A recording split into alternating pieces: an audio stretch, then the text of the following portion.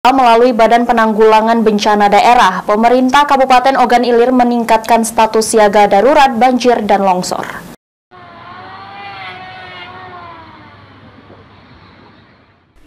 Peningkatan intensitas hujan yang tinggi dan sudah meningkatnya air sungai dan air rawa di wilayah Kabupaten Ogan Ilir.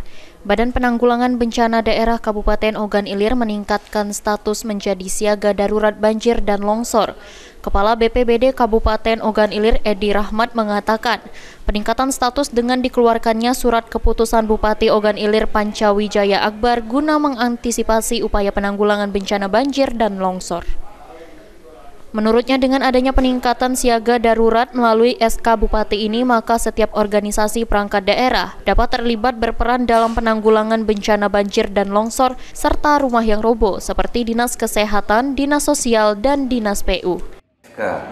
SK, surat keputusan Bupati, siaga darurat, bencana banjir dan longsor. Nah, ini dalam rangka memudahkan kita dalam mengkoordinasikan kalau terjadi kejadian seperti rumah roboh, banjir, dan angin puting beliung ini, sehingga kita lebih dapat leluasa dalam bergerak karena ada dasar hukumnya dari Ahmad Romawi, PAL TV.